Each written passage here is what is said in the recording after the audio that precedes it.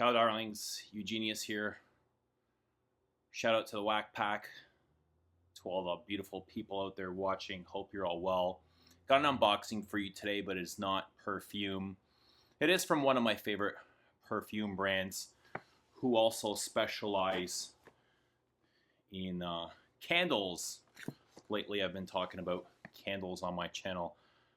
I guess it's just because I feel like I'm stuck in my perfume journey. I don't know if it's stuck or it's just I'm really just satisfied with everything that I have and kind of going through all that I've gone and realizing I don't need every single perfume that I enjoy, or just being more aware and more conscious of my purchases. I haven't stopped purchasing perfumes entirely. I think I've just been making smarter purchases and things that really work for me more than just going crazy and picking up everything that I feel like I might want, but not everywhere. But yeah, got out today. I really just want to pick up. I'm kind of excited about this whole candle thing. Oh God, I'm going to start another addiction here. But I just love coming home and lighting up a nice candle and getting, you know, just some warmth to the place. I don't watch a whole TV. TV is very unconscious, but I do. YouTube is very. I watch a lot of YouTube. YouTube is very unconscious as well. And if you're watching this, you know that you've probably got a million better things you could be spending your time on. But I do like reading, I do like meditating, and I always like to light up a nice candle for those instances. The colder weather is coming, so I'm kind of excited about firing up a nice candle for that. Just adds a lot of bit of warmth and coziness to the place, and just makes you feel really, really homey. But I got some really, really, really cool stuff I'm going to share with you guys. The sales assistant was awesome. She packed me with... I sprayed quite a bit of things at the store today, perfume-wise. I've got my eye on a couple more of those Armani Prives or Privé or from the private line. And I've got Mer Imperial here and Ombre Eccentrical, which are, you know, not very different from each other. But I got this nice drawstring dust bag. Never really seen this before, but sales assistant chucked this in. She's really, really, really generous. So, and I like to carry these, like if I meet up and I travel with perfumes, I like to, you know, store my perfumes somewhere where they won't get damaged or the bottles won't clank together. And she gave me these really cool matches. I don't know if they're samples or, but got these really long stick matches, and I've never seen these before, but she gave me a couple of these. She gave me that, and then she gave me the shorter length as well. Diptyque Paris. What a wonderful brand. Just really, really loving this brand. Although I'm not really loving like the last three perfumes that they released. I mean, I think they're okay, but they're kind of like very un-Diptyque as far as I'm concerned, especially Eau Mint. I mean, mint is a hard note to work with, but something's just missing to me in Eau Mint. I almost wish they didn't take out that lavender, or they kind of wanted to make a barbershop fougere, but instead of lavender, they worked with patchouli, and I almost wished they would have added the lavender and maybe even a clove note, which would have made it more of a fougere. But since it's a very unisex line, I can see that leaning very masculine and maybe throwing off some women. So it's unfortunate, because I do like mint, but I don't like mint, you know, just for the sake of, I don't want to get it just because of the sake of a mint. I want to get it because I love it, which I can't say I do, but she literally gave me like 10 ml in samples, so I'll be trying those out. At the same time, I mean, Chanel did kind of this fougere with Boy, and it's not really masculine or feminine. I don't know. It's like the men say it's too feminine for them, and the women say it's too masculine. So I think it's really unisex. But they also went without the clove, which would have made it even better than it already is. I love Boy. I love Boy for that barbershop fougere style. And it's got lavender, but it's missing that clove. No, I think if they added that clove, it would have just made it so much better. Got some fresh lotion for the body. Doesn't really say what the scent is, but I also got samples of L'Ombre d'Amslo, which is kind of their flagship scent. And let's get to the candles. So the holiday candles are already out. There's the holiday candle packaging. They got great fucking packaging, by the way. Like, Diptyque really knows how to go out on packaging. Oh, this is a heavy one. So that's got to be the Christmas one, because that's a little bit lighter. And I've got a few here. Let's start with the Christmas one, or holiday candle.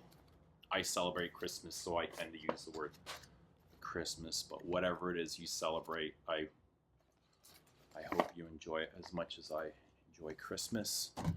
And just check out, you know, the design on there. They got, I don't know who the designer was on this, but absolutely stunning. And this is the amber one. They have three.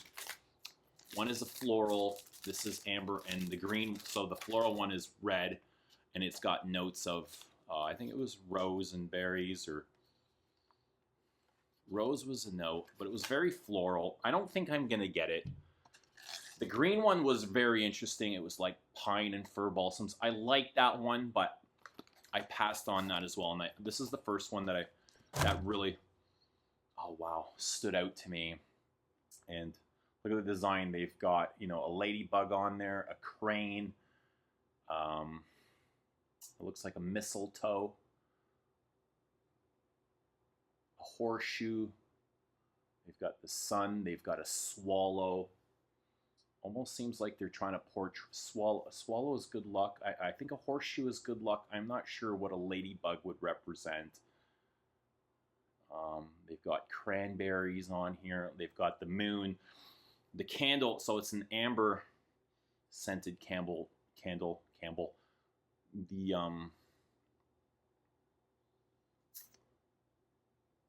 The candles in blue, which kind of represent evening time or daylight. Daylight, something, I guess, transition between day and evening time. It's really a dark blue, but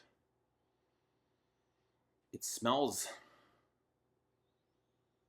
very incensey, and it's smoky and it's woody. I don't get a whole lot of sweetness to me from this. It's very dry, actually. And that's just kind of what I am looking for, especially now with the cold weather upon us. Something dry, smoky, and very holiday season-like.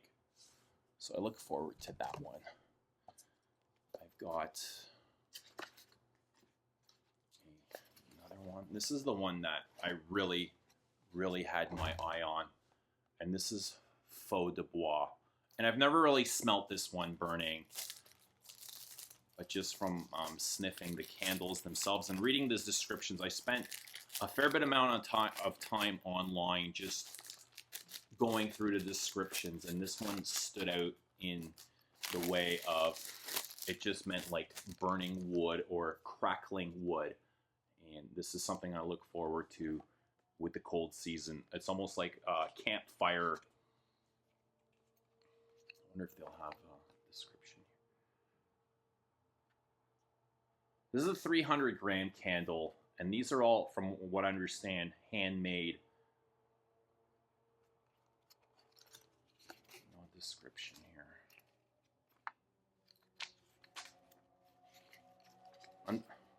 Wow, I can smell it like coming out of the box, and it smells really, really good. I had a few Diptyques before. The one I had was benjoin, and it smelled amazing. And you know, I'd go sometimes weeks without lighting it, and I can literally smell it coming from the next room. They had a lot of throw. They were very powerful. Never really cloying or headache inducing, but just really had excellent performance for a candle. So there's Feu de Bois, really dark. It's got kind of this greenish gray tinge to it. Yeah, and it really smells like a campfire. Very smoky, almost like you can pick that burning, crackling firewood, like fresh, like right when you were to light it up. Not so much once it's dry down and plumy and smoky, but more like a fresh fire has just started out in the campground in the evening time. Very dry. Again, not very sweet. I think that one's a little bit sweeter than this. Yeah, I would say this has got a little bit more sweetness to it. But I love even, you know, the holders, the candle holders. These can be used afterwards for, you know, people use them to store pencils or even perfume samples or whatever. They make, you know, a great decorative piece. And this is the last one. And I think this is one of the more popular Diptyque candles. Everybody's heard of this. And this is Baies, however the French pronounce it. And I can, like, coming, like, right out of the packaging without even peeling off the cellophane. This one also is a 300 gram candle. Okay. And these things are not easy to find discounted either. You go on eBay or Amazon and the prices are just like stupid.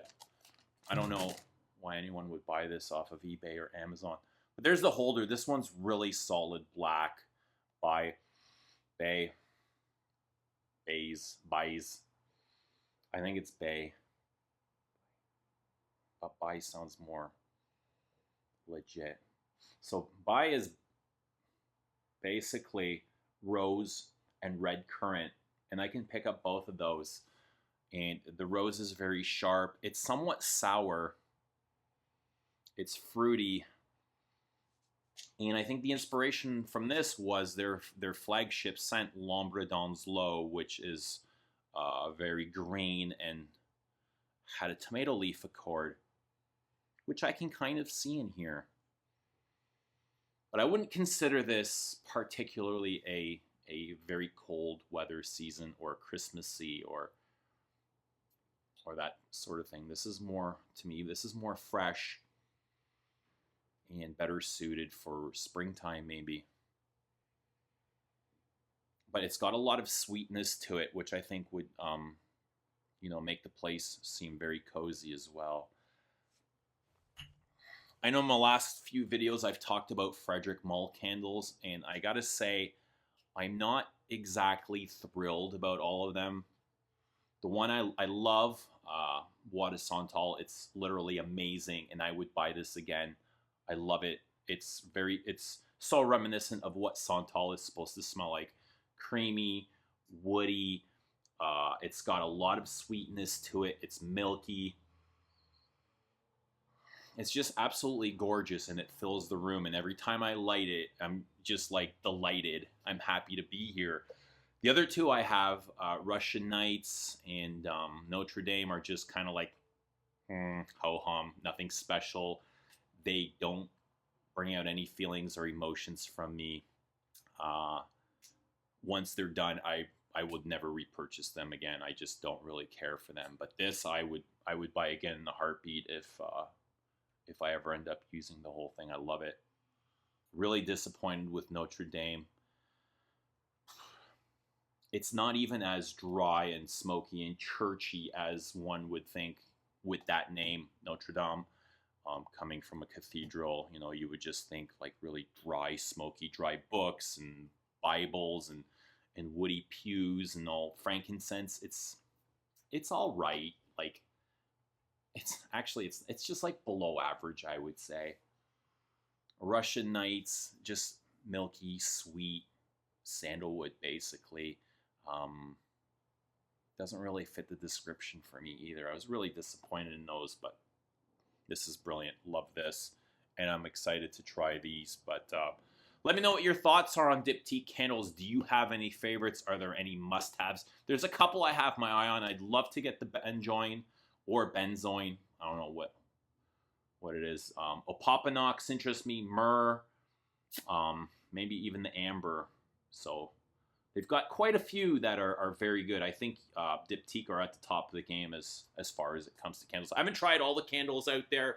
The Tom Fords look pretty good, but they're pricey for what you get, and I'm not sure how they perform, but my experience with Diptyque has always been really good, so I'll definitely always be going back to them. But anyway, it was nice to chat with you guys, and we'll see you all again soon enough.